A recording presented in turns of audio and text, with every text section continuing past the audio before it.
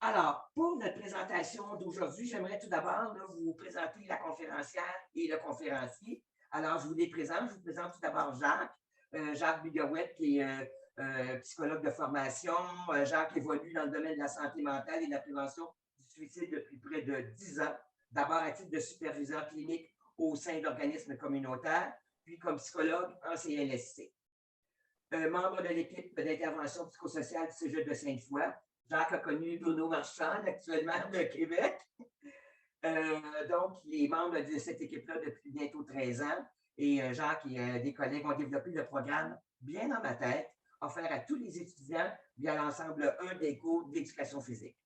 C'est ce programme qui représente la source d'inspiration de ce webinaire. Quant à Renée Ouimet, elle est directrice du mouvement Santé mentale Québec et possède une maîtrise en psychosociologie de la communication et une formation de psychothérapeute. Elle a plus de 35 ans d'expérience dans le développement et la mise en œuvre de projets de promotion, prévention et d'éducation en santé. René a développé de multiples partenariats avec différents secteurs et cette expérience lui a permis d'acquérir des compétences marquées au niveau de l'analyse, de l'intervention psychosociale, de la médiation, de la formation et des communications. On s'en doutera, René a un intérêt marqué pour les enjeux sociaux de la santé. Alors, comme on dit au tennis, bon webinaire, mesdames, messieurs. Je cède la parole à Jacques et à René. Alors, Jacques, je te laisse. Oui, alors je suis en train d'activer la présentation. Alors, bonjour tout le monde. Moi, je vais prendre la parole que quelques instants pour ouvrir la porte et vous dire qui est le mouvement Santé mentale Québec. Alors, Jacques, aujourd'hui, vous parle de 7 astuces pour muscler sa santé mentale et enrichir son expérience d'enseignement. Et pourquoi, Jacques? Ben, parce que j'ai entendu parler de lui à travers différentes personnes et ce qu'on aime au mouvement, c'est des personnes et des organisations qui utilisent les outils qu'on produit pour en faire leurs outils. Et c'est un peu comme ça que Jacques va le proposer aujourd'hui, comment les 7 astuces qu'on propose, Jacques a pu les mettre en place et comment il en parle lui-même dans son domaine. Fait que Jacques, si tu veux avancer, je vais juste présenter juste pour que vous sachiez, le mouvement Santé mentale Québec, on est un regroupement d'organismes communautaires. On existe depuis plus de 65 ans et notre mandat est vraiment de travailler en promotion de la santé mentale, c'est-à-dire à parler de ce qui nous permet de créer, développer et renforcer notre santé mentale tout au long de la vie. Et peut-être qu'il y en a d'entre vous, parce qu'on fait des partenariats avec la Fédération des cégeps, le RIPSO, on est porteur d'une campagne annuelle de promotion de la santé mentale. Alors, on va aller à la prochaine. Vous avez dû voir, ou si vous ne l'avez pas vu, vous pouvez aller sur être-bien-dans-sa-tête.ca pour commander nos outils, puis aller voir tout ce qui existe en lien avec les 7 astuces, qui est une campagne parapluie où chaque année, on parle d'une astuce en particulier jusqu'en 2026. Et puis, tantôt, Jacques va vous en dire plus sur les astuces puis d'où elles viennent. Et la prochaine diapo. Je fais juste vous montrer quelle est la campagne qui va commencer le 13 mars lors de la première journée nationale de promotion de la santé mentale qui va être initiée cette année. Alors, le thème va être choisir, c'est ouvrir une porte. Et dans le choisir, on va parler beaucoup de l'autodétermination. Les outils sont déjà en ligne, il en reste d'autres à sortir, mais la majorité sont déjà sur être-bien-dans-sa-tête.ca. Et la beauté de la chose, c'est que cette année, on a eu du financement plus élevé que d'habitude du ministère de la Santé et des Services sociaux et vous pouvez commander nos outils gratuitement. On va aller voir la prochaine. Et celle-là, c'est je veux vous inviter le 13 mars à être avec nous. Je ne sais pas si on dirait qu'elle ne sauve pas la vidéo, si jamais. Ah, Non, effectivement, je suis bon. désolé, il n'y a que ça. OK. Bon, ben, c'est pas grave. Je vais vous en parler rapidement et puis je pourrais demander que l'invitation vous soit envoyée. Alors, le 13 mars de 16 h à 17 h 30, nous allons fêter ensemble la première journée nationale de promotion de la santé mentale avec David Goudreau. Tout va être en ligne sur notre Facebook en direct et sur Vimeo. On va être aussi avec, on va avoir des invités, des personnes du monde politique, des personnes qui travaillent avec nous, des professeurs et des enseignantes qui vont nous parler d'éléments qu'ils ont fait pour promouvoir la santé mentale. Ça va être un magnifique moment. Fait que je vous invite à vous joindre avec nous. Et là, je laisse la parole tout de suite à Jacques et je vais prendre vos questions au fur et à mesure pour pouvoir les poser à Jacques plus tard. Merci, Jacques, de parler des 7 astuces à ta manière. Ben, merci René de l'invitation. Merci Nicole aussi. Désolé pour la petite capsule vidéo pour promouvoir le lancement. Ça, c'est mes limites à moi. On a des forces, on a des limites. Technologiquement, je suis moins bon. Alors, je vais vous dire que, dans le fond, l'activité d'aujourd'hui, c'est plus dans le cadre d'une forme d'activité de promotion de la santé mentale. On va essayer de mieux la définir, de mieux se la représenter de façon plus concrète et comment la muscler. Puis, en la musclant, comment ça peut enrichir votre expérience d'enseignant, puis du même coup, enrichir l'expérience des étudiants qui vous côtoient. Alors, l'intention, c'est que ça ait des retombées positives là, chez vos étudiants aussi, tout au long des cours que vous continuerez de donner. Ça s'inscrit plus dans du savoir-être, du savoir-faire. Moi, je n'ai pas la prétention aujourd'hui de vous proposer des méthodes pédagogiques ou des choses comme ça. Les experts, c'est vous. Moi, je suis plus à vous proposer aujourd'hui des suggestions, des propositions à inclure dans votre façon d'être pour muscler votre propre santé mentale, puis devenir d'une certaine façon même un peu un modèle pour les étudiants à certains égards. Donc, si vous êtes là, j'imagine que ça a dû piquer votre curiosité, ce thème-là. Sinon, ben, je sais très bien que vous cherchez à entretenir un rapport avec les étudiants qui est riche. Je sais que ça vous tient à cœur d'être en relation avec eux. Alors, peut-être que cette présentation-là pourra permettre ça. Alors, on verra ce que c'est la santé mentale et ce qu'elle n'est pas. La santé mentale et santé physique, quelques parallèles pour mieux la comprendre, pour mieux se la représenter, mieux comprendre les enjeux aussi que ça comporte.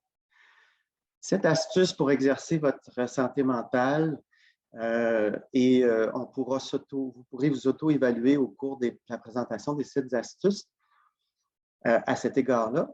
Et les astuces permettent quoi? Permettent de développer certains facteurs de robustesse. Donc, on ira voir lesquels. Et tout ça, en dernière partie, pour vous permettre d'être des agents positifs qui favorisent la santé mentale dans vos milieux. Si vous le voulez, parce que c'est vraiment sur une base volontaire. Alors, questions, commentaires, échanges, si on a le temps vers la fin, le temps a déjà filé. Je veux vous dire que ça s'inscrit aussi tout ça avec le désir de répondre à certains besoins du plan d'action en santé mentale étudiant en enseignement supérieur qui sortait cet automne 2021-2026. Peut-être que vous en avez entendu parler, peut-être pas. Et moi, ça s'inscrit, ce que je vous présente, un peu dans l'axe 2, qui est créer des campus favorables à une santé mentale florissante, puis permettre aux populations étudiantes de s'épanouir dans des milieux sains, sécuritaires, propices à développer un bon équilibre mental. Donc, on va rejoindre certains des sous-objectifs qui sont proposés dans le plan d'action provincial en santé mentale au niveau des études supérieures, parce que c'est vraiment spécifique à notre milieu, les collèges et les universités. Je vous aurai de toute façon accès aux diapositives, alors je ne vais pas plus loin à ce niveau-là. Donc, je vais juste me retrouver dans mes notes. s'il y a quelque chose que la pandémie a amené de positif, je trouve, par rapport à l'enseignement supérieur, c'est qu'on a enfin mis les projecteurs sur cette clientèle-là, les étudiants du collégial, qui ont à rencontrer une période charnière dans leur vie qui est truffée de plein de changements, plein d'adaptations. Alors, je suis content, moi, aujourd'hui, qu'on puisse accorder du temps, de l'énergie et même des sous davantage maintenant à cette clientèle-là. Alors, juste pour nous mettre dans le bain, je vous présente 2 définitions. L'une qui est tirée justement du mouvement Santé mentale Québec, où ça nous dit, bien, dans le fond, c'est un équilibre dynamique entre différentes sphères de nos vies, de ne pas oublier que ça comporte les facettes émotionnelles, spirituelles, sociales, de la vie physique, de la vie culturelle. Et tout ça, c'est influencé par les valeurs personnelles de l'individu, familiales, mais collectives, dominantes. Donc, celles qu'on propose, celles qu'on véhicule, celles qu'on vit nous-mêmes comme acteurs dans un cégep vont influencer beaucoup la possibilité de bien la développer, cette santé mentale-là. L'Organisation mondiale nous rappelle aussi que ça nous permet, une bonne santé mentale, de faire face à des défis de la vie quotidienne, d'avoir le sentiment de créer, d'apporter à la communauté, d'être productif. Alors, santé mentale versus maladie mentale, il y a des liens à faire pour mieux comprendre ce que c'est la santé mentale. Donc, je vous présente ici. On a souvent eu l'impression que la santé mentale, dans le fond, c'est un axe unique, un continuum où, à une certaine extrémité, j'ai une mauvaise santé mentale et une très bonne à l'autre extrémité. Ce n'est pas tout à fait ça. Ça se joue plutôt sur 2 axes. Un axe où on voit qui est l'axe des X, l'axe horizontal, qui est l'axe au niveau des possibilités de développer ou non de la maladie mentale. Et ça, chacun de nous peut être sujet à ça. Et dans l'axe vertical, ça, c'est plus l'axe de bien-être, l'axe de la santé mentale. Donc, c'est 2 choses différentes à distinguer, mais qui interagissent l'une et l'autre. Donc, je pourrais me retrouver dans le cadran droit, en haut, à droite. J'ai une bonne santé mentale parce que j'ai des bonnes habitudes de vie. J'exerce ma santé mentale avec les 7 astuces de l'Association québécoise du mouvement Santé mentale Québec. Puis, j'ai l'absence de diagnostic de troubles de santé mentale. Mais je pourrais aussi me retrouver dans le cadran de gauche où j'ai un trouble de santé mentale, par exemple la bipolarité, ce qui ne m'empêche pas, sur l'axe vertical, de pouvoir développer, agir sur ma santé mentale. Donc, quelqu'un atteint de bipolarité, médicamenté, qui est suivi, ben, il y a lui aussi la possibilité de la développer, cette santé mentale. Alors, je voulais souligner ça parce qu'encore trop souvent dans les médias ou dans le langage populaire, on confond santé mentale, trouble de santé mentale. On parle de la santé mentale en parlant de diagnostic. Ce n'est pas ça dont on va parler aujourd'hui, c'est vraiment de la santé mentale, pas des troubles de santé mentale. Donc, comment la développer, comment l'exercer. Donc, parallèle entre santé physique et santé mentale, c'était pour l'illustrer. Tout le monde connaît à peu près Terry Fox. Je trahis mon âge en parlant, en utilisant cette image-là. Mais malgré son handicap physique, il a pu accomplir des choses extraordinaires, puis être malgré tout quelqu'un qui était en santé physique. Ben, je vais vous dire que c'est la même chose au niveau de la santé mentale avec quelqu'un comme Luc Vigneault, qui est un homme très impliqué dans le domaine de la santé mentale au Québec et qui lui-même souffre encore d'un trouble de santé mentale qui est un trouble de santé mentale plus permanent, qui est la schizophrénie. Il ne s'en cache pas, il donne des conférences sur ça. Ça ne l'a pas empêché, lui, de se rétablir et de devenir un homme qui contribue grandement à améliorer, entre autres, les services en santé mentale. Alors, même quand on a un certain handicap, il est possible donc de développer les deux aspects de notre santé.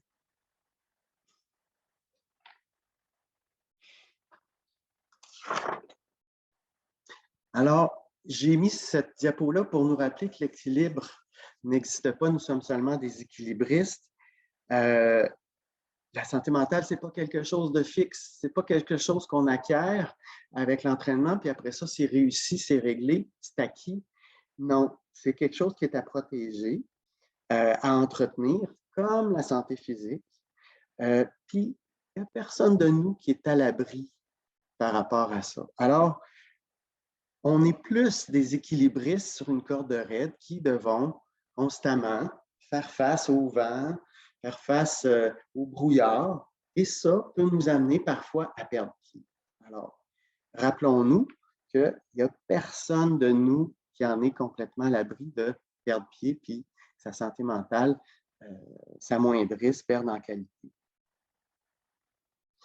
D'ailleurs, j'aimerais dire que Sonia Lupien, qui est une chercheure que j'apprécie beaucoup, qui est de plus en plus connue, vous connaissez probablement, dans ses sorties au niveau des médias dans les derniers temps, dans le cadre de la pandémie, elle disait qu'il est tout à fait normal pour chacun des êtres humains qu'on est de vivre ce qu'elle appelle, puis j'aime bien le concept, des trous noirs, que dans notre vie, à un moment donné, on vit des impasses. Et ces impasses-là, si à ces moments-là, parfois on allait chez le médecin ou chez le psychiatre ou chez le psychologue, peut-être qu'on recevrait un diagnostic. Ça se pourrait. Ça se pourrait qu'on ait vécu des périodes dépressives, anxieuses dans notre vie, qui n'ont jamais été officiellement diagnostiquées, mais qui sont là. Alors, je vous dis ça parce que on dit, des statistiques disaient une personne sur 5 va être atteinte d'un trouble de santé mentale dans sa vie. On s'est aperçu que cette statistique-là, elle est fausse. C'est pas vrai. Parce que nos études, elles étaient limitées. Ce n'étaient pas des études longitudinales. On s'aperçoit maintenant que dans une année, une personne sur 5 va développer un trouble de santé mentale ou en vivant. Alors, on n'est pas du tout dans les mêmes barèmes.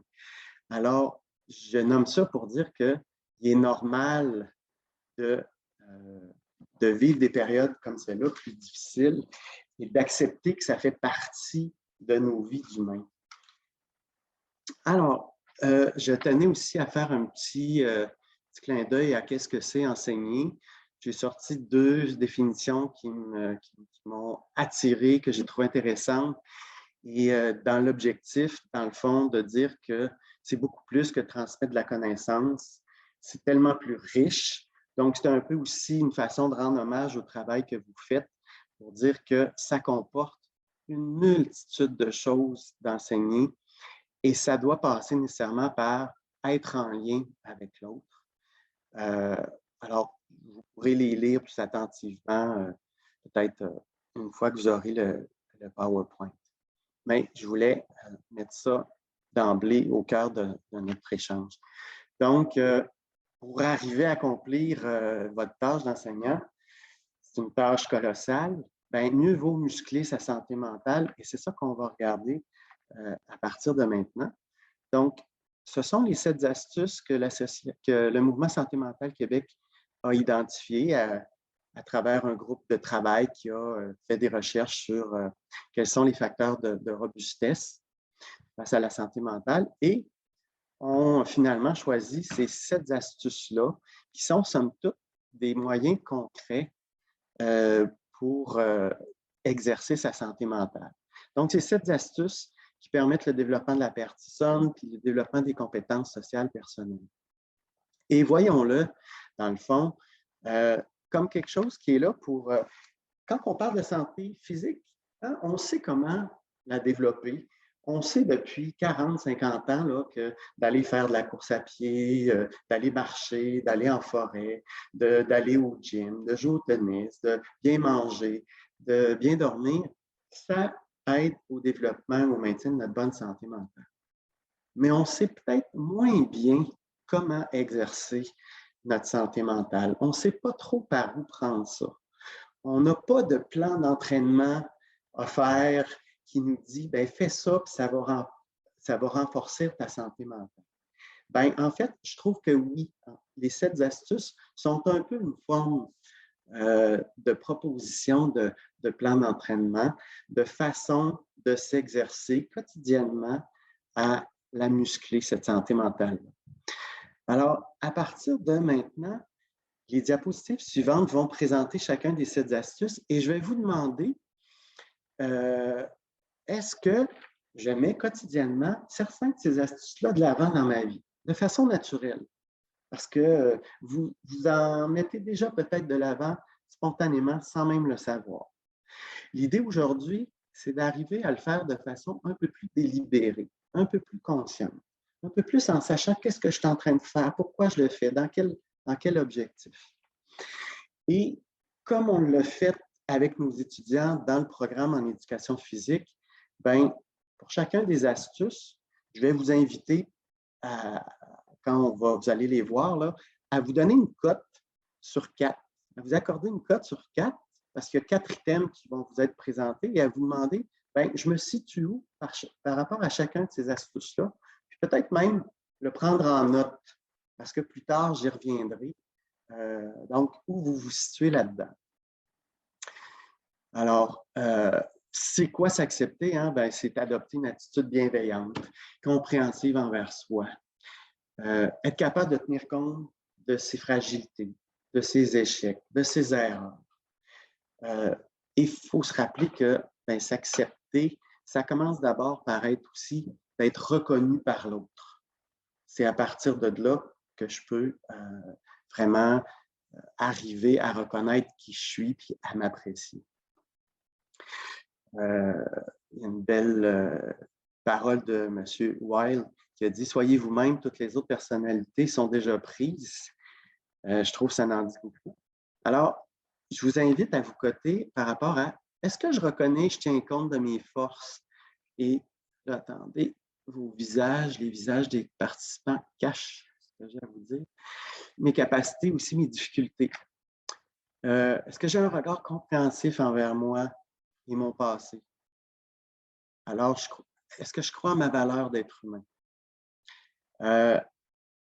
S'accepter, c'est avoir le courage de reconnaître mes souffrances, mes vulnérabilités. C'est aussi apprendre à composer avec mes échecs et essayer d'en tirer les plus grands profits. Puis ça, ben, vous le savez, les étudiants que vous avez en classe vivent, eux, ces défis-là. Alors, par votre propre attitude face à ça, vous pouvez être des agents contaminants positifs d'une certaine façon, puis on le verra plus tard, plus concrètement comment. Alors, je vous invite à vous donner une cote sur 4. C'est un peu pour s'amuser, puis un peu pour vous donner accès à comment c'est présenté chez nous aux étudiants. Alors, l'astuce suivante, découvrir. Ah oui, puis je voulais vous dire, juste pour vous donner une idée un personnage qui incarne bien l'astuce s'accepter. Pour vous donner un référent, moi j'adore la série Trône de fer, c'est la 3e fois que je l'écoute. J'adore le profil des personnages, comment ils ont constitué chacun. Et pour ceux qui connaissent ça, vu que c'est une série très connue, je vais juste vous dire, ben, quelqu'un qui incarne bien cette astuce-là, ça serait Tyrion Lannister, qui est le nain qui devient conseiller d'une personne qui se souhaite future reine. Mais il est capable, ceux qui l'ont vu vont comprendre comment il arrive à composer avec ses limites, ses faiblesses, le fait qu'il est nain, mais le fait aussi qu'il a d'énormes grandes forces qu'il met au profit de la communauté, au profit du royaume. Astuce découvrir, donc, c'est oser sortir de sa zone de confort, c'est chercher à être curieux, c'est chercher à s'ouvrir à la nouveauté, à essayer des choses différentes, à se lancer des défis. C'est me donner droit à l'erreur, c'est être ouvert à ce qui se présente puis à s'ajuster, à faire face à tout ça, et à accepter ce que je peux changer et pas changer. J'ai oublié de vous dire, vous voyez dans les petites parenthèses là, au niveau du texte, il y a des lettres qui sont mises. Ça fait référence, encore une fois, à Sonia Lupien. Vous connaissez peut-être le CINE, qui est l'abréviation des 4 facteurs qui génèrent du stress chez l'être humain. Donc, C pour l'absence de contrôle sur une situation, I pour l'imprévisibilité d'une situation, N pour la nouveauté, et E lorsque mon ego est menacé. Alors, j'ai mis les lettres de C, I et N pour dire que cette astuce-là, si on le met de l'avant, si on le pratique, ben, ça va nous aider à mieux faire face à ces 4 facteurs-là qui génèrent du stress. Je vous invite à aller lire le livre Par amour du stress. Ça vous donnera un meilleur aperçu. Alors, je vous invite encore une fois à vous donner une cote sur 4. Je peux envisager les choses d'une autre façon pour trouver de nouvelles solutions lors d'une impasse. Est-ce que je démontre de l'ouverture aux autres et aux événements qui se présentent? Est-ce que j'essaie de nouvelles expériences ou activités? Est-ce que je sors de ma zone de confort? Est-ce que je m'impose ça des fois pour me challenger? J'observe que je me comporte avec ouverture face à l'imprévu. Donc, je t'invite à vous coter par rapport à ça très spontanément.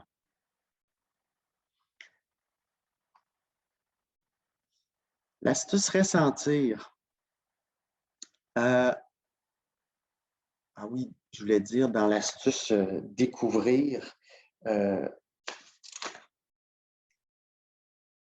pense qu'il y a une autre chose que je voulais vous dire. Pas grave. Je vais passer à l'autre.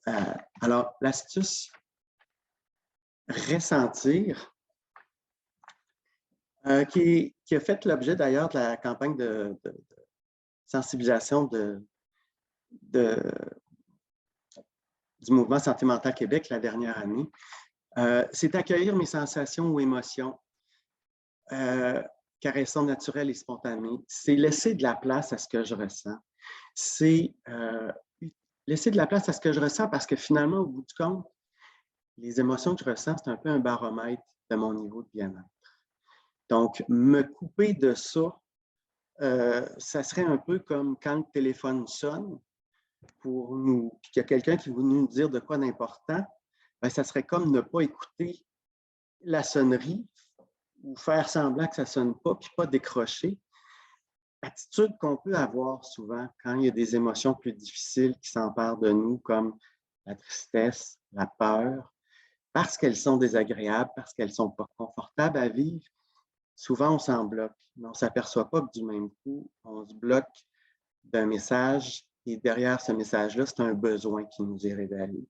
D'ailleurs, juste pour vous donner quelques exemples, généralement, derrière la peur, ben, c'est un besoin d'être protégé, de se sentir en sécurité, d'être rassuré.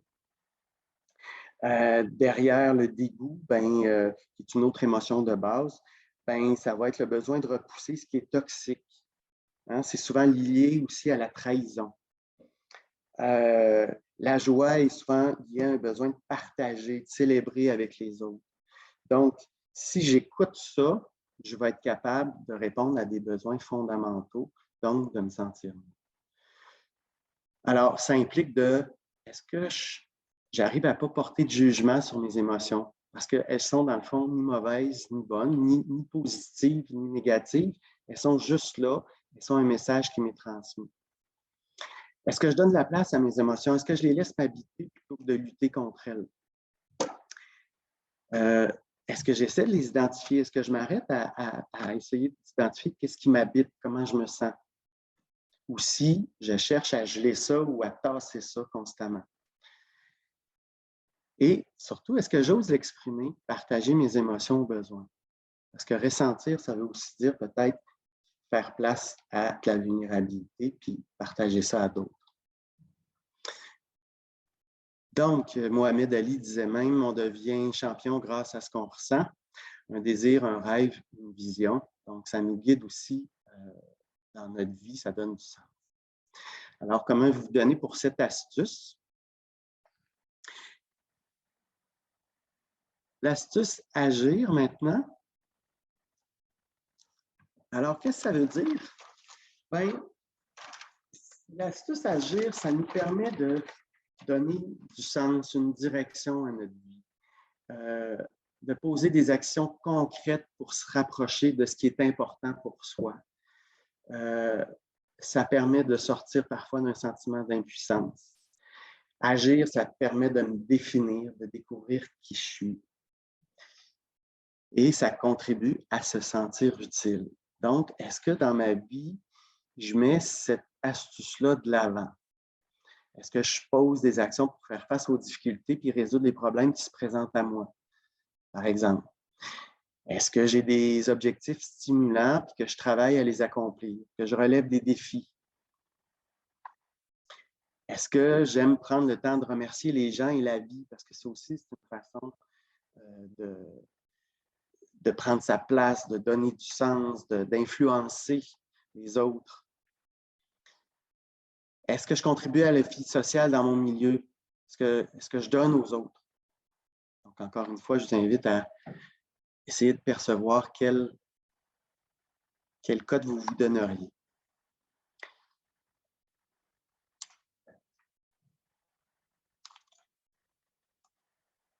Dans l'astuce agir, je vais juste vous donner comme exemple, toujours avec les trônes de fer, Arya Stark, qui est celle qui va dédier sa vie à devenir une batailleuse, alors que dans ces années-là, une femme ne devait pas prendre l'épée, le couteau, et elle va le faire.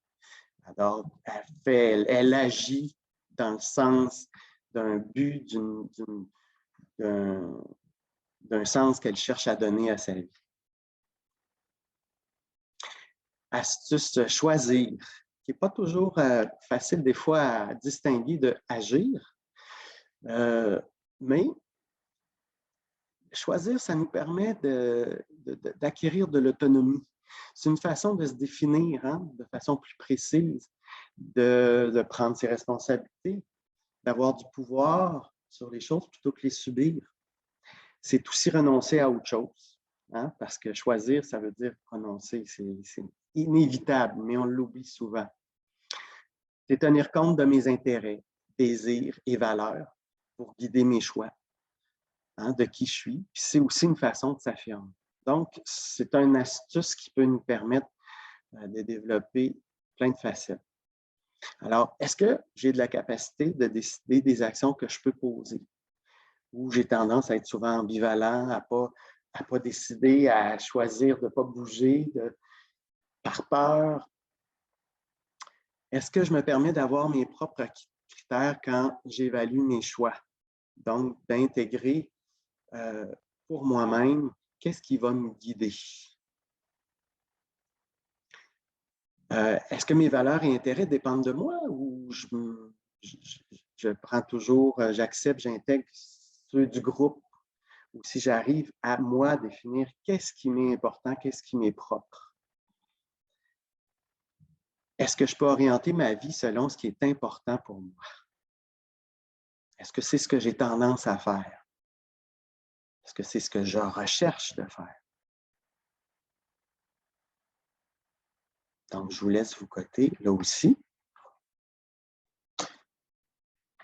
Encore une fois, pour vous donner un exemple de l'astuce choisir de quelqu'un qui l'incarne bien dans Trône de fer, ce serait Varys, qui constamment fait des choix pour le royaume, des choix qui suivent ses valeurs, même si parfois les conséquences sont graves, sont grandes, même au prix de sa vie.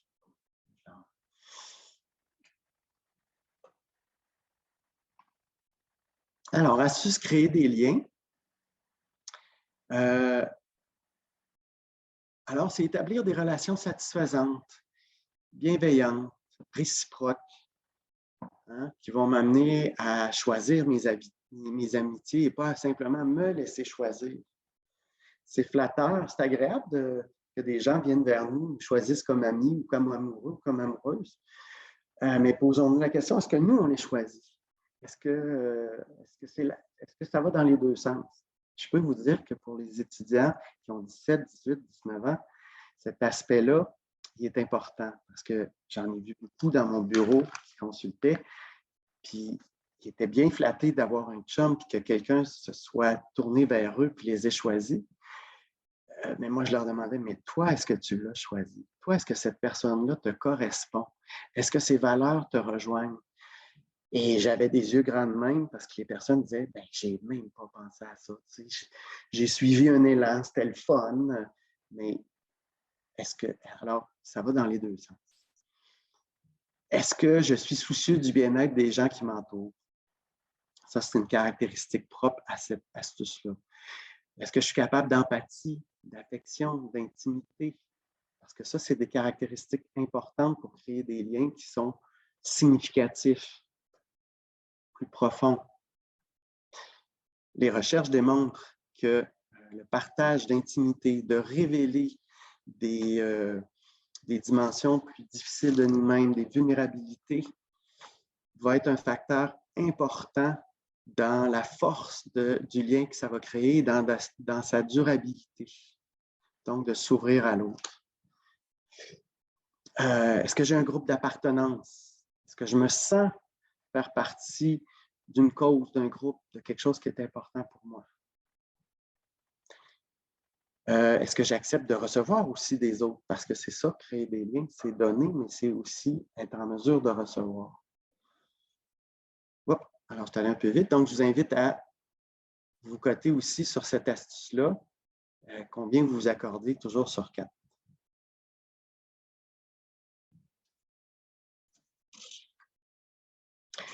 Finalement, la dernière astuce qui est se ressourcer. Alors, celui-là est peut-être plus accessible, plus comprenable pour vous. C'est faire de la place à ce qui me fait du bien. C'est comme remplir ma bonbonne d'oxygène avec ce qui est essentiel et vitalisant pour moi. Vous comprendrez aussi que les astuces, ils s'inter-influencent beaucoup. Puis une astuce peut en comprendre ou en exiger un autre. Si je veux prendre soin de moi, si je veux me ressourcer, c'est donc que je m'accorde une valeur, que je m'accepte, que je suis capable aussi de me laisser ressentir les choses. Parce que c'est comme ça que je vais pouvoir aller vers des activités qui me ressourcent, que je vais rechercher ça. C'est si je m'accorde suffisamment de valeur. Et comme vous le voyez, se ressourcer, bien, ça répond aux 4 facteurs qui génèrent une réponse de stress chez l'être humain. À travers le développement de cette astuce-là, on est mieux préparé à faire face à un manque de contrôle, à de l'imprévisibilité, à de la nouveauté, puis à un ego qui peut être touché parce qu'on a un réseau qui nous supporte. On a des gens qui sont là pour nous aider à faire face à tout ça. Alors, les 4 critères pour vous donner une cote sur 4, est-ce que je maintiens l'équilibre dans les aspects importants de ma vie? Travail, famille, l'aspect social, les loisirs.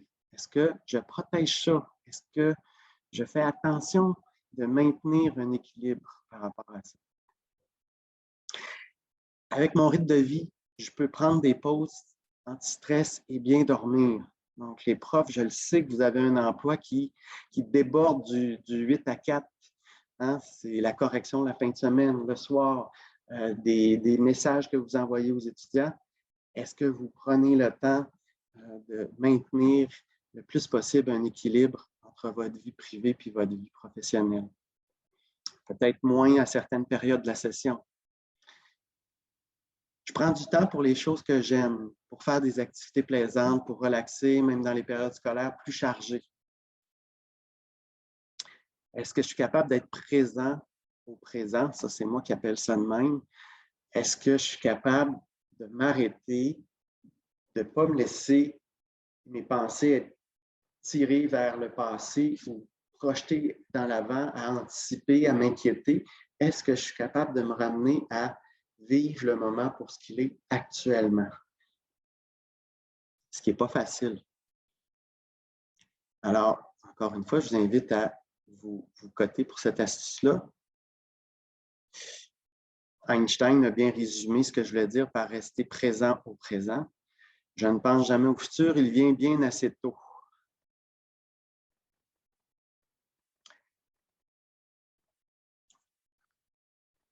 Alors, J'ai oublié par certaines astuces, des fois, de vous illustrer par d'autres personnages là, de Trône de fer.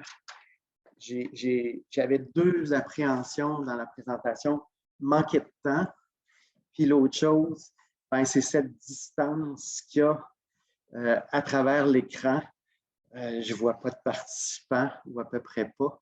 Donc ça, pour quelqu'un qui est dans le domaine relationnel, c'est pas facile. Et d'ailleurs, je vous lève mon chapeau, les enseignants, parce que la pandémie vous a envoyé un énorme défi. J'ai beaucoup de compassion pour ce que vous avez fait et ce que vous-même continuez à faire parce que je sais qu'il y a du co-modal encore quand il y a des étudiants qui sont touchés par la pandémie. Mais moi, je peux vous dire là, que la présentation d'aujourd'hui, ça m'a fait travailler fort au niveau de mes 7 astuces. Là, parce que ça m'a envoyé découvrir, là, ça m'a sorti de ma zone de confort totalement. Alors, l'astuce découvrir, là, il a fallu que je le travaille. Puis l'astuce aussi, choisir, parce que qu'est-ce que j'allais vous présenter, qu'est-ce que j'allais enlever. Même aujourd'hui, il y a des choses que j'avais prévues, puis je ne veux pas trop perdre de temps sur d'autres aspects. Alors, moi-même, là, ces astuces-là, j'ai dû les mettre de l'avant. J'ai créé des liens avec un collègue pour avoir son opinion, qui me donne des idées, d'aller voir, lui, son expérience, autant de psychologue que d'enseignant. D'ailleurs, je le remercie, mon collègue Sébastien Guy. Alors, tout ça pour dire qu'il y a des aspects que j'aurais aimé vous transmettre, mais que par manque de temps. Jacques, avant que tu continues, je veux juste te dire qu'il y a des gens qui disent que ta passion traverse l'écran, que c'est super, que c'est pertinent, puis qu'il y a une personne qui dit qu'elle a déjà hâte de revoir le webinaire. Fait que il y a des gens qui sont avec toi. Mais moi, j'ai bien hâte, Jacques, que tu nous présentes la partie dont je te parlais, qui est vraiment en lien entre la profession enseignante et les 7 astuces. Et c'est pour ça que je me dépêche, parce que tu me l'avais nommé avant d'ouvrir la rencontre. Puis, j'ai décidé d'accélérer un petit peu pour pouvoir y accéder, puis y accorder un peu plus de temps, et on y arrive. Donc, merci aussi, René, pour les feedbacks. Ça me situe un peu ce matin. Alors ces 7 astuces-là, ben, ils contribuent grandement à des facteurs de robustesse qui sont identifiés dans la littérature par rapport à la santé mentale, c'est-à-dire favoriser la connaissance de soi, le développement de l'identité de soi. Bien sûr, favoriser la confiance en soi et la bienveillance. Ça permet de développer l'autonomie, qui est un élément important en santé mentale. Ça permet la flexibilité émotionnelle. Ça nous entraîne aussi à avoir un sentiment de liberté et de bien-être. Ça nous entraîne à développer la recherche d'accomplissement. Un autre facteur de robustesse, c'est d'avoir une relation avec soi et les autres qui soit harmonieuse. Ça contribue à répondre à des besoins et des valeurs. Ça permet de les actualiser. Alors, rappelons-nous que c'est tous ensemble qu'on crée un milieu qui va être favorable, qui va permettre de renforcer la santé mentale, la nôtre comme celle des autres, parce que comme être humain, on est inter-influent, on a un impact sur les autres. Alors, il ne faut pas l'oublier, ce n'est pas une question individuelle, le développement de la santé mentale, c'est une question qui devrait être prise au plan collectif. Alors, je veux mettre l'accent sur le fait que si on se rappelle notre propre passage au collégial, entre autres, hein, on se souvient tous d'un enseignant, puis voire plus. Moi, en tout cas, j'en ai quelques-uns qui me viennent en tête, qui ont été très influençants pour moi, qui ont été positifs, qui ont eu un impact important dans ma vie, de par leur attitude, de par leur façon de rentrer en contact avec moi, de par des moments où ils ont pris le temps de s'arrêter pour répondre à des questions, pour individuellement me recevoir à leur bureau. Alors, je le sais que vous faites ça, mais je voulais vous rappeler à quel point il est possible que vous ayez, que votre santé mentale, si elle est bonne, mais qu'elle soit contagieuse. Puis que vous soyez déjà peut-être un de ces enseignants-là influents ou que vous le deviendrez tôt ou tard au courant de votre pratique. Parce que cet élément-là, dans ma présentation, il est essentiel pour les étapes suivantes. Alors, je rappelle ici les 7 astuces qu'on vient de voir.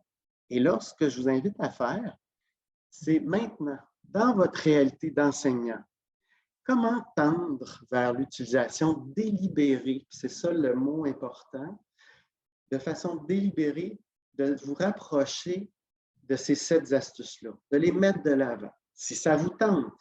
Parce que ce que moi, je vous propose, c'est plus sous forme de vous lancer des défis, d'exercer votre propre santé mentale, mais c'est libre à chacun, à votre façon. Puis, ben, les diapositives qui vont suivre, c'est des exemples concrets pour savoir comment je peux faire ça, à quoi ça peut ressembler d'exercer sa santé mentale. Alors, par exemple, pour l'astuce s'accepter, alors, je vous présente quelques exemples de comportements, d'attitudes que vous pouvez essayer, qu'on peut essayer comme enseignant. Alors, on parlait de composer avec ses vulnérabilités, bien, réévaluer les conséquences d'un échec sur son trajet de vie, puis de partager ça des fois avec les étudiants. Je connais des enseignants qui l'ont fait. Vous ne savez pas la force que peut avoir le modeling, l'impact que vous pouvez avoir en faisant ça sur des étudiants. Avoir le courage de reconnaître ses fragilités, incertitudes et ses incertitudes comme ses forces. Alors, ça peut être tout simplement auprès du groupe et de vos étudiants et d'arriver et de dire, c'est vrai que je peux parler vite, écoutez, arrêtez-moi, posez des questions, mais par contre, vous allez voir que je suis dynamique et avec moi, vous ne vous endormirez pas. Alors, vous êtes en train, vous, d'incarner à ce moment-là l'astuce s'accepter, de reconnaître vos forces, vos habiletés, puis en même temps que vous n'êtes pas parfait, puis que l'étudiant peut vous arrêter et vous dire « Hey, monsieur, attends un peu. » Mais cette ouverture-là à démontrer que vous n'êtes pas parfait, je crois qu'elle peut avoir un immense impact ensuite pour l'étudiant qui lui-même n'est pas toujours sûr de lui, que lui-même trouve qu'il n'est pas bon dans ceci, dans cela, de voir que vous êtes capable d'en parler ouvertement puis de rester fort là-dedans, je pense que ça peut avoir un impact vraiment intéressant. Donc, rire de vos erreurs, être humble, authentique. Alors, le cours précédent un examen, par exemple, bien, vous pourriez rapporter une histoire sur vous concernant un moment de stress que vous avez peut-être déjà vécu en examen ou lors d'une passation d'entrevue pour un emploi, puis d'aborder de cette manière-là l'échec de façon différente. Vous pouvez dédramatiser, normaliser des événements de la vie. Rappelez-vous que les étudiants, là, pour plusieurs, ils peuvent voir en vous des modèles, puis comprendre à travers des expériences humaines, réelles, authentiques, comment c'est correct d'être comme ça, de rencontrer un échec, une difficulté. Alors, rechercher la critique constructive, donc s'exposer. J'ai un collègue qui a aussi été enseignant longtemps dans un cégep, puis il me donnait l'exemple, ben moi, là, ça m'arrive après un cours ou après une série de cours de dire aux étudiants, ben j'aimerais ça que par écrit, puis faites ça spontanément tout de suite, puis vous me laisserez ça en sortant sur mon bureau. C'est quoi les aspects cool de ma façon d'enseigner? C'est quoi les aspects moins cool ou pas cool? Alors, il s'expose, puis il veut entendre des commentaires sur ce qu'il fait dans le but de s'ajuster, de s'améliorer, mais aussi de démontrer aux étudiants, regardez, je ne suis pas parfait, mais j'ai le désir qu'ensemble, on arrive à quelque chose d'intéressant. Alors, je trouvais ça fameux comme capacité de s'accepter venant de cette personne-là. L'autre peut avoir une vision différente sans que ce soit une menace. Quand j'arrive à m'accepter, lors de débats avec un collègue ou un étudiant, je ne me sentirai pas menacé. Je vais pouvoir comprendre qu'il a son point de vue, puis j'ai le mien. Puis il n'y a pas tort, puis j'ai raison. Alors, quand on arrive à s'accepter, on est moins ébranlé quand on fait face à des commentaires. Parce que je le sais que des fois, les étudiants peuvent être critiques, peuvent avoir même des commentaires un peu acerbes. Alors, mais de démontrer que non, moi, je ne peux pas tout savoir, je ne peux pas tout connaître. Puis ça se peut que oui, comme étudiant, tu m'en apprennes. C'est possible. Puis là, quand je vous nomme ça, là, j'en suis certain, il y a déjà des gens parmi vous qui le font. L'idée, c'était de vous rendre ça encore plus concret, de vous permettre de réaliser que fort probablement, vous vous exercez déjà là-dedans, vous le faites déjà. Donc, d'en prendre davantage conscience. Alors, je n'ai pas la prétention que ce que je vous montre là, c'est du tout nouveau, là. Non. Mais si ça peut vous inspirer à mettre des attitudes, des comportements de l'avant dans ce sens-là, tant mieux, parce que je crois que ça va renforcer votre propre santé mentale puis créer un contexte plus favorable pour celle des étudiants. Alors, on peut interagir avec les autres tout en restant soi-même. J'aimais bien, pardon, j'ai changé trop vite, j'aimais bien l'idée de dénoncer avec force que l'on peut être vulnérable, différent. Hein, dénoncer avec force d'être vulnérable. Ça ne vient pas de moi, là, mais j'aime bien comment c'est dit, parce que la vulnérabilité, ce n'est pas être faible. Mais on l'oublie. Jean, je m'excuse, oui. Là, il reste 6 autres astuces et toutes me semblent fort intéressantes, mais le temps coule. Alors, est-ce que ce sera possible de accélérer un petit peu? Pas de problème. Je vais y aller plus directement. Donc, l'astuce découvrir. Alors, je vais passer sur la sémantique. J'invite les étudiants à se présenter. D'où viennent-ils, d'où viennent-elles? Prendre un moment dans votre cours là, pour faire ça au tout début ou les premiers cours. Donc, ça va vous permettre de découvrir plein de choses, puis eux, du même coup. Ça va briser la glace. J'essaie un nouvel outil pédagogique, mais je ne fais pas juste l'essayer. J'en parle avec les étudiants que je fais cet essai-là, puis que j'échange avec eux sur cette expérience-là. Donc, du même coup, je me montre vulnérable. Je fais venir un invité expert dans ma classe. Je suis sûr que vous le faites déjà, mais ça se peut que l'invité expert il en sache plus que moi. Ben oui, tant mieux, c'est correct. Toute histoire liée à la matière, au cours, qui contiendrait un exemple de cette astuce. Hein? L'astuce découvrir, peut-être dans le cas d'une étude de cas, l'aspect d'un roman à analyser. Donc, et de faire un lien plus précis avec le fait que de découvrir, ben, ça permet de développer la personne qu'on est puis de renforcer notre santé mentale. Activité travaille sur cette astuce et échange avec les étudiants. Il y a peut-être des cours dans lesquels c'est propice, en philo, en français, dans des cours de formation spécifiques, dans des techniques en santé. Donc, ça peut se faire. Oser un comportement nouveau en classe. Vous essayez, vous le faites, puis vous en discutez après ça avec vos étudiants. Et valoriser pour eux le fait qu'ils soient en contact avec des cours qu'ils n'ont peut-être jamais eu. Donc, que la nouveauté de votre cours va peut-être enrichir leur découverte puis les sortir de leur zone de confort. Et ça nous exerce à faire face à l'imprévu, à la nouveauté, à la vie d'adulte. Simplement amorcer un cours en racontant votre nouveauté du week-end.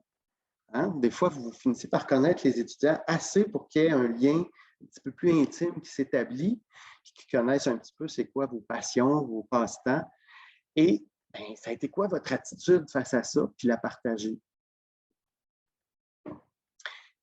Face aux personnes de d'autres nationalités, LGBTQ+, ben, de s'intéresser à leurs différences en allant vers eux à la pause, à la fin d'un cours, mais expressément dire « Ah, cette personne-là, hein, elle est différente, elle est un peu bizarre, mais je vais faire l'effort d'aller vers elle.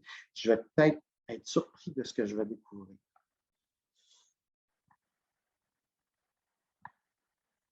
Et je fais la même chose en ce qui concerne celles qui présentent un trouble de santé mentale, parce que je sais que parfois, vous avez des étudiants qui sont identifiés comme étant au service adapté. Donc, il est possible que ce soit un trouble de santé mentale, pas toujours, ça peut être une autre condition, mais d'aller vers eux également pour découvrir qu'est-ce qui se cache, c'est quoi aussi leur force. Et ça va être une façon de les reconnaître pour ce qu'ils sont aussi au niveau de leur force. Astuce, ressentir. Exprimer mes feelings, appréhension. Mes besoins peuvent permettre de transformer une situation puis de partager des objectifs communs. Hein? Si vous sentez de l'opposition, un malaise dans le groupe, ben abordez-le directement. Alors, faire confiance à vos feelings puis peut permettre de peut-être générer un climat plus sain. Lorsque je constate une situation qui me dérange, qui ne correspond pas à mes valeurs, ben, je peux exprimer mon désaccord. Puis là, ça peut contribuer à faire naître du respect et créer un sentiment, un milieu sécurisant. Par exemple, un étudiant qui dirait ben, « t'es bien fif » ou « c'est bien fif ça », ben, au lieu de laisser le commentaire en suspens, se positionner par rapport à ça, dire « qu'est-ce que tu veux dire? Hey, parce que pour moi, ça veut dire que… » Alors, d'oser faire ça. Être attentif au climat du groupe, prendre le pouls.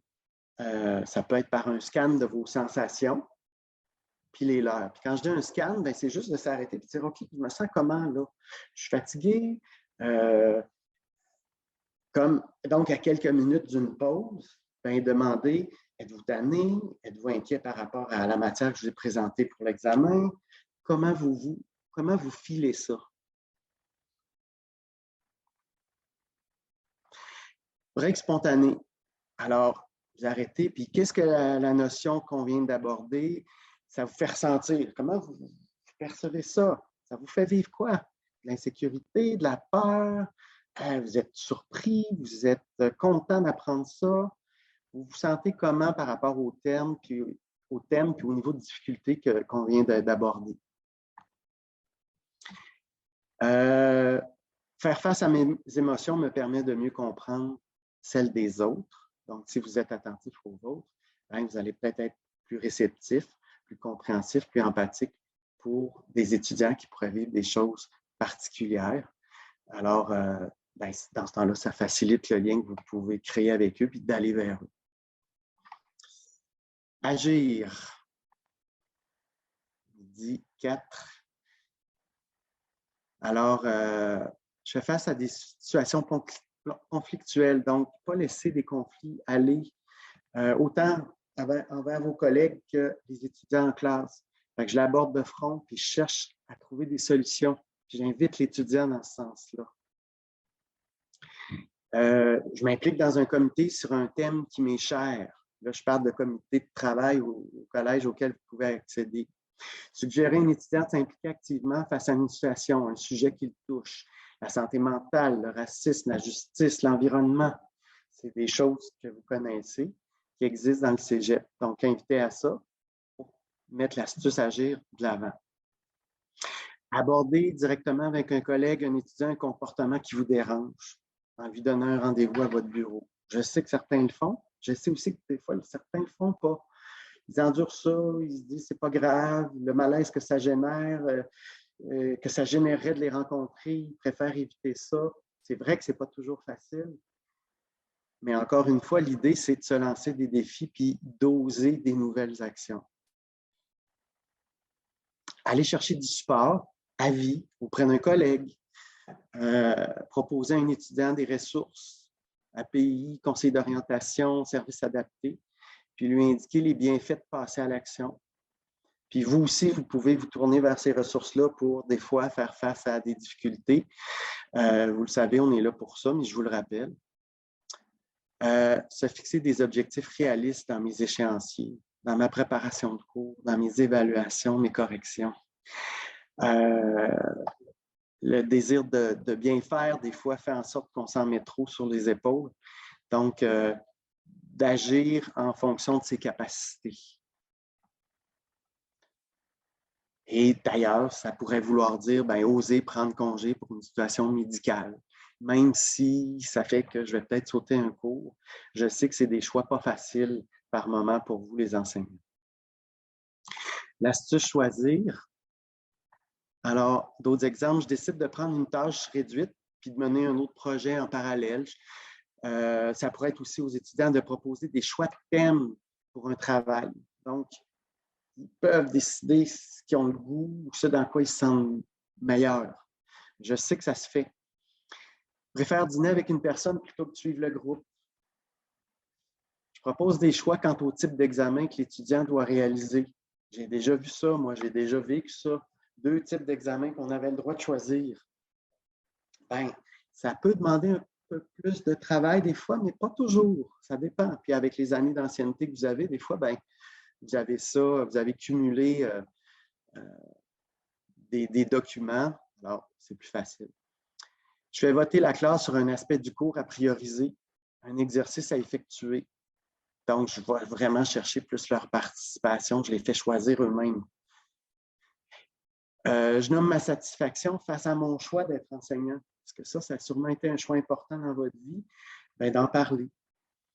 Alors, puis de tout ce que ça a comporté, comme aussi renoncement, parce que vous aviez peut-être le goût de faire autre chose. Je donne un exemple personnel d'un choix où je ne m'étais pas écouté, ou l'inverse. Hein? J'aurais dû faire ça, je ne me suis pas écouté. Mais aujourd'hui, je choisirais autrement, puis j'ai appris de ça. Je respecte l'une de mes valeurs ou principes, même si cela ne fait pas l'unanimité auprès de mes collègues ou de certains étudiants. Je demande une libération pour m'investir dans un projet nouveau, reconsidérer certains choix, certaines décisions, avoir le courage de... Alors, attention parce que de ne pas choisir par peur, des fois. Et choisir, c'est intimement lié à renoncer. J'accélère. Je me sens me courir après un peu. Donc, je disais que tantôt, choisir, c'est beaucoup plus que se laisser choisir. Donc, je vais vers de nouveaux enseignants pour les accueillir. J'essaie d'accueillir les étudiants par leur nom quand ils arrivent à mon cours. Même au premier cours, d'essayer de les recevoir en les appelant par leur nom. D'envoyer un courriel à mon groupe leur souhaitant la bienvenue avant même que la session soit commencée. Puis en les invitant peut-être même à dire j'aimerais ça te connaître un peu plus, c'est quoi ta passion la plus grande? C'est quoi que tu envisages plus tard comme formation, comme métier? J'encourage, je soutiens, je renforce, je valorise, je témoigne mon appréciation à une personne au travail, les collègues, les étudiants. Ça va renforcer les liens. Lors des premières périodes de cours, je garde du temps pour que chacun se présente et partage un intérêt qu'il a afin que chacun puisse en savoir un peu plus sur ses collègues. Donc, je les aide eux aussi à créer des liens entre eux, à créer un climat agréable, sécuritaire. Informer les étudiants sur un comité, implication ou activité possible au cégep. Ça permettrait de créer des liens. Je renforce mes étudiants en leur partageant mon estime, ma fierté, face à leur effort, face à leurs résultats peut-être.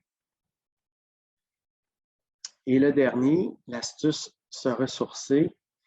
Alors, je place à mon horaire une activité plaisante en fin de session, malgré la correction. Je la partage et j'incite les étudiants à faire la même chose. X fois par semaine sur mon lieu de travail, je me garde du temps pour aller peut-être faire du yoga, aller à la salle de sport, aller manger avec un collègue. Donc, je protège ces moments-là dans mon horaire. Je dis aux étudiants, surtout aux moments les plus chargés, de se garder du temps pour se détendre, se faire plaisir. quelques minutes avant un cours, je porte mon attention sur le présent, sur mes sensations. Je fais un scan pour voir comment je me sens, puis j'essaie de voir comment je pourrais, à travers quelques respirations profondes, me ressourcer pour me lancer dans mon cours suivant. Je prends 2 minutes avant de débuter mon cours pendant lesquelles mes étudiants font juste rien. Penser, respirer, se déposer. Une fois par session, à la fin, je me récompense par une activité plus significative, rare, coûteuse, que j'aimerais faire plus souvent. Je pourrais aussi, puis ça, c'est pas écrit, mais chez nous au Cégep, on le fait. J'ai un collègue qui peut être invité par les profs pour aller parler du stress, puis d'aller faire ça en prévision de la préparation d'un examen. On offre même la possibilité de faire des petites capsules de pleine conscience ou de méditation, de détente dans les cours. On est invité, on y va, puis on fait 15 minutes pour décharger les étudiants et les rendre dans un état plus réceptif à apprendre. Donc, je donne l'information sur les activités sportives, culturelles qu'il y a déjà au Cégep. Alors, comme dit Jacques Michel dans une de ses chansons, n'oublie pas que ce sont les gouttes d'eau qui alimentent le creux des ruisseaux. Alors, chaque petit geste que vous pouvez faire, dites-vous que ça peut faire la différence. Chaque petite goutte finit par faire un saut complet puis à générer du changement positif. C'est à peu près ce que j'avais à vous dire. Donc, merci de votre attention. Bon enseignement, bon entraînement. Puis au plaisir de peut-être… Jacques, il y a peut-être, pendant qu'il y a du monde qui sont encore là, des petites questions. Il y avait quelque chose qui a été dit qui était vraiment marquant. C'est parfois, il faut se protéger pour… parfois, on ne peut pas se montrer vulnérable partout, dans tous les lieux. Je ne sais pas si tu veux dire un petit mot là-dessus. Là, il y a plein de gens qui quittent, qui disent merci, merci, merci, merci. Mais juste là-dessus, si tu veux dire un petit mot aux personnes qui restent. Oui, c'est sûr qu'à ce niveau-là, de trouver le juste milieu, c'est un défi. Je pense qu'on peut partager des choses pour lesquelles on a été vulnérable, mais qu'aujourd'hui, on en a une plus grande maîtrise et qu'on a su traverser. Puis, alors, quand vient le temps de l'exposer, on n'est pas dans notre plus grande vulnérabilité, mais on est à démontrer qu'à certains moments de notre vie, ça n'a pas toujours été facile. Mais je sais que vous devez effectivement, comme enseignant, maintenir d'une certaine façon un certain statut. Alors, j'en suis conscient. Puis, il faut être modéré là, dans tout ça. Effectivement. Mais j'aurais aimé ce genre de questions-là, de commentaires-là, j'aurais aimé pouvoir vivre là, live, si je peux dire, là, puis en parler plus spécifiquement. Nicole, est-ce qu'on arrête ou on prend une autre question? Si des gens veulent écrire des questions dans l'espace questions-réponses, moi, je laisse le tout à votre discrétion et je tiens tout d'abord à vous remercier pour votre présentation, fort appréciée. Merci Alors, beaucoup. Si des gens ont des questions, écrivez-les dans le module questions-réponses. Moi, je ne les vois pas non plus, là, les questions apparaissent. Non, ils ont été plus dans le chat. Alors, il y a beaucoup de merci. Alors, je répète, dans le module questions-réponses, il y en a déjà une. Mais pourrais-je avoir juste les comportements agir pour prendre une photo? Alors, Madame Marion, je vous ai répondu là, dans le chat que vous allez recevoir le diaporama cet après-midi. Alors, vous pourrez tout voir cela. En espérant que ça vous convient ainsi. Je peux bien la remettre quand même. C'était agir, hein? Oui.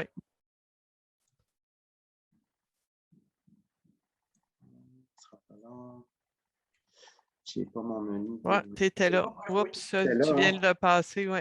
Oui. Alors, voilà. Voyons. Ouais. Il va revenir. Voici.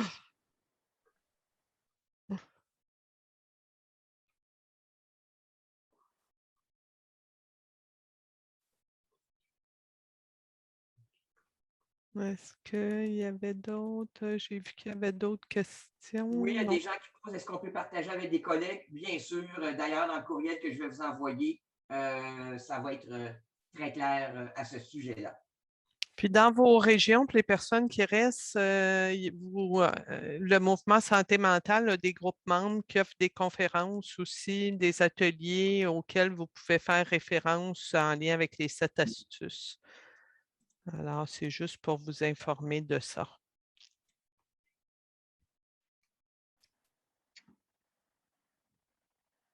OK. Peut-être, OK. Bon, il y a Isabelle qui dit on aurait peut-être pu rendre le webinaire, là, que sa durée soit de 1h30. Mais on pourrait réinviter Jacques et René dans une autre présentation qui pourrait avoir lieu l'an prochain sur un sujet là, semblable à celui-ci. Il est déjà 12h15, midi 15. Les 3/4 des participants ont déjà quitté pour d'autres activités, c'est certain. Alors, au nom des participants et à mon nom, félicitations Jacques. Merci aussi René. Au plaisir, au début du chat, j'ai donné le lien vers l'espace de publicité de la campagne qui s'ouvre bientôt. Alors, au plaisir de vous rencontrer tout le monde et je vous tiens au courant des suites, Jacques et René. Merci beaucoup. Merci. Au revoir. À la Au revoir tout le prochaine. monde. Au revoir. Merci.